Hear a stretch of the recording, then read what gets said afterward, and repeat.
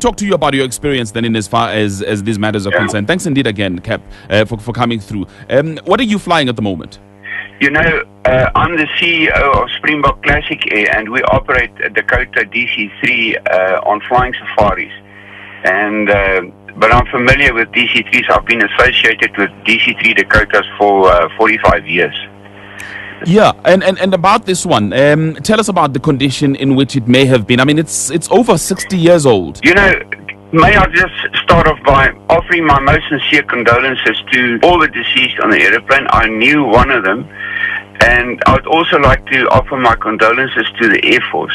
We are a very close-knit family operating these old DC-3 Dakotas, and it was a real great shock to us.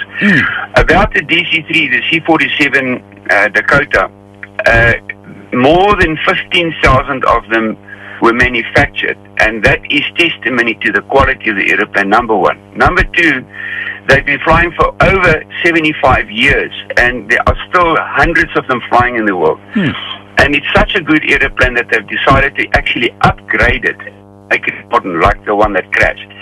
And it's a very, very good aeroplane, and it is most suitable for what our South African Air Force is using it. Now, it's interesting because you say it's been upgraded, so there's no need to worry about how old it is then. No. You know, what aged in the aeroplanes was the avionics and the development to make it safer from an operational point of view. But technically, it's a very, very sound and solid and good aeroplane. Some questions, though, are coming through, and people are asking questions about the flight plan. Do you think that the pilots would have stuck to the flight plan? Why would they have gone towards the Drakensberg? You know, it's really difficult to say when you were not in the cockpit, but the reality is there's high mountains, and the minimum safe altitudes over the mountains is, in that specific area, is 13,800 feet.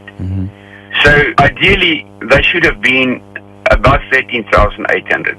But now the practicality of it is there's a route which is safe for 11,000 feet where they were. They were at 11,000 and they were flying along an airway which is safe at 11,000 feet. But there comes a point where you have to leave the airway in order to turn towards Umtata. The airway takes you to Durban, all right? Yeah. So eventually you have to leave this, let's call it 11,000 feet corridor, and then you have to turn towards Umtata.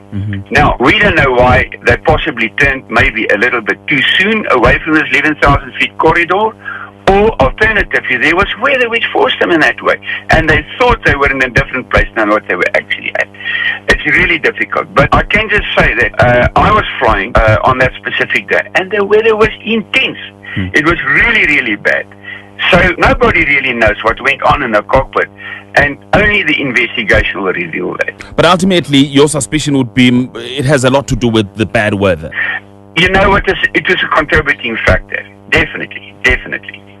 You know, people ask now, well, shouldn't they have turned around or whatever? You know, these guys have done a proper pre-flight examination of the weather, and you do pre-flight planning. The guys are trained to do it, and I'm sure they've done it. But you cannot say what happened on in the cockpit unless you were there, and the investigation will review what happened, why they actually maybe turned a little bit too soon, or what forced them towards the mountain. Now, just talking about the investigation, I mentioned a bit earlier on that there's no black box or onboard flight recorders here. How will we ever know or the answers to some of these questions? You know, it makes it more difficult, but I'll tell you what, accident investigation is an exact science these days. The guys are so good with investigating accidents, and we have some very good accident investigators in this country.